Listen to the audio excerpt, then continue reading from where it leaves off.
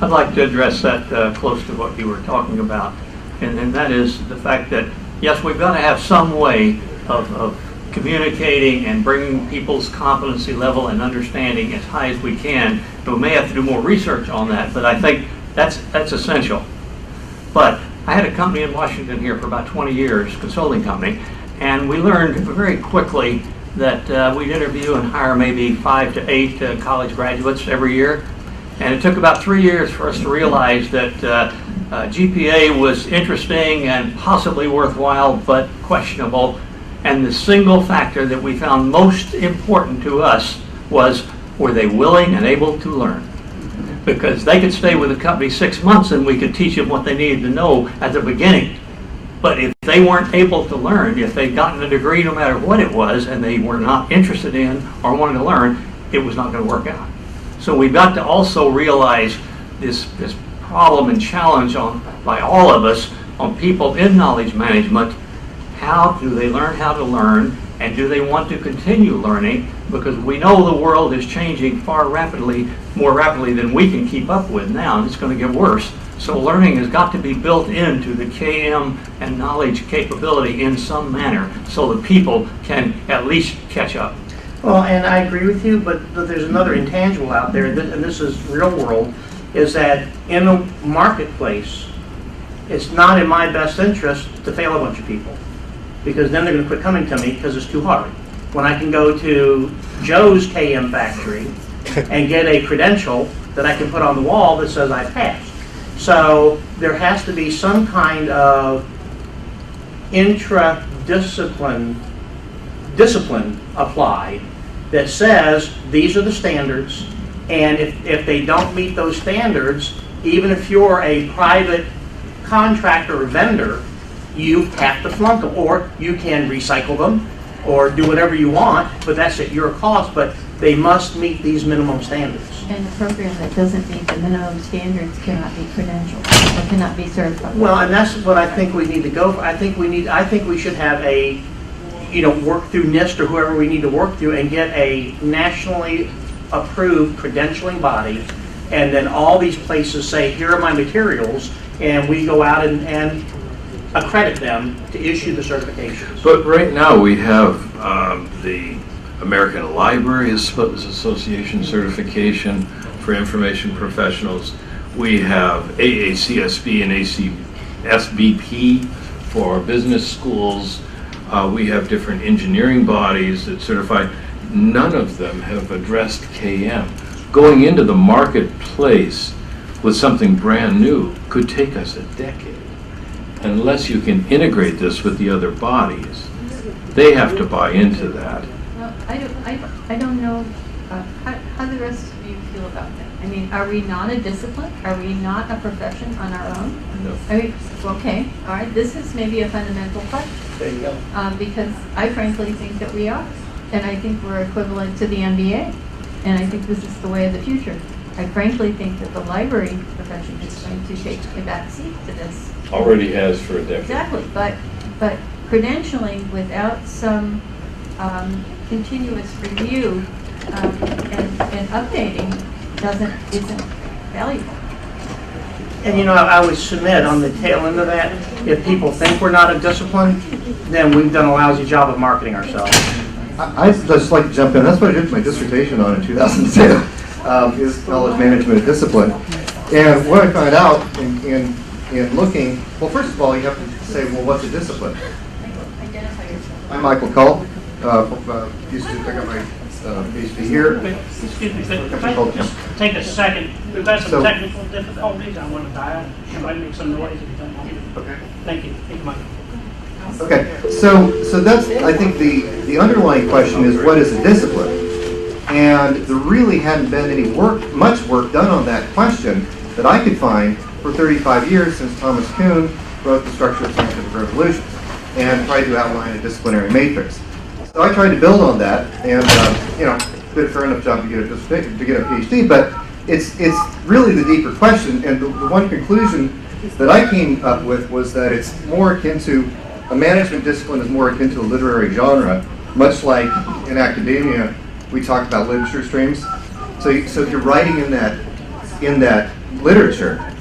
You know, if you self-identify, that's about as good as it gets.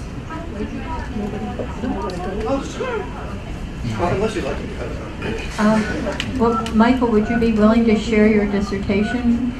Could we maybe make it available on the wiki? I think it's on LinkedIn. Questions, because I didn't realize that Patricia was sitting in the audience, so we've just brought her up. So I'd like to sort of step back and give Patricia a chance, and give Patricia a chance to, you haven't had a chance probably to look at Doug's model. I don't know, have you a chance? Okay. Here you go. You got as much time as we do. Which Doug? She knows me as Douglas. Oh, I'm sorry, Douglas's model. So, would you like to comment on this? Do you think this is a model that we might be able to But she needs one clarification. A static PowerPoint is not really the model. It's done in another technology that allows 3, 4, 5 levels of depth, because we really need to have the depth. I think that's one clarifying. So my immediate reaction is that if you were to show this to my CEO, he would kick you out of his office so fast because it is impossible to understand. If you're going to, I'm going to apologize to everybody up front. I'm very, very practically oriented. I'm incredibly outspoken, and I don't lie. I mean, I tell you exactly what I think. I told Denise I'm exactly the wrong person to have on this panel. Having said that, last year the NRC won the Merit Award for its KM program for streamlining government information flow. So I'd like to think I know something. I'm not stupid enough to think that I know everything. As a matter of fact, I think I know a lot of nothing, but I talk a good game. So to say what I was saying before, for all I know, this could be a PhD dissertation in something wonderful, but I can't figure out what it says, so therefore it is worthless to me. That's a fair comment. Huh? So what does it say? I'm sorry, oh, shut up. So I think what we're trying to achieve with this model, or basically an approach, is what are the levels of learning that you might need to become proficient in knowledge management? What types of certification, what types of credentialing might be appropriate to different levels? Are we certifying people? Are we certifying programs? Are we certifying paths? So we're trying to get a handle on what this big picture, what this framework might look like. And I know you have some opinions on this. So maybe I should just ask you to share your thoughts on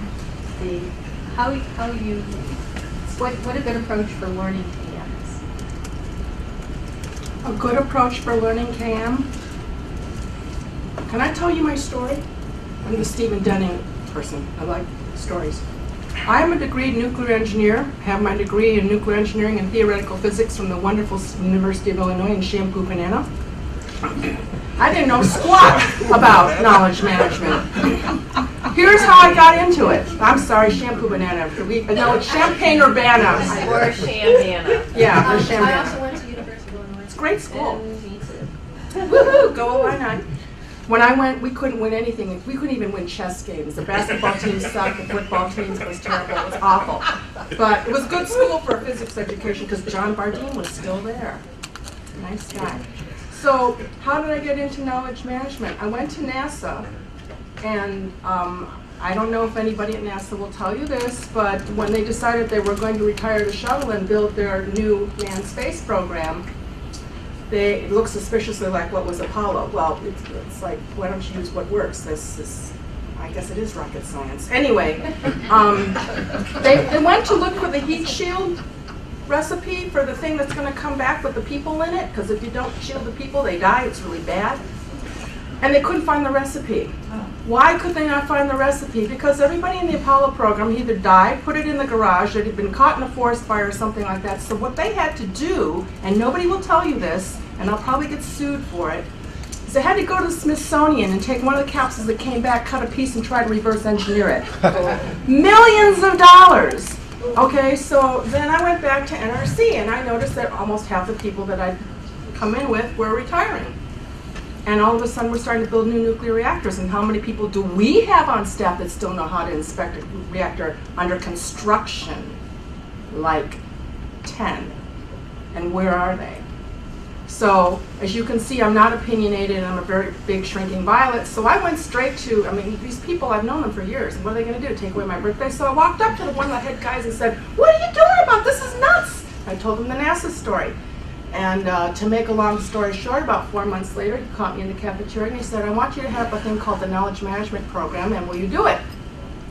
Well, we had somebody who was working on the Knowledge Management Program, but my understanding is he was going to leave and go back to academia. And they wanted somebody who knew a lot of people and had a big mouth. So I said to him, I said, "I want 3 things. I want a fancy title. I want to have my office in the executive suite, no kidding, and I want everybody and his cousin to know that I'm working directly for you, because if we don't have that kind of commitment, it ain't going to happen." And I thought he'd say no. He looked at me and he said, "Fine, when can you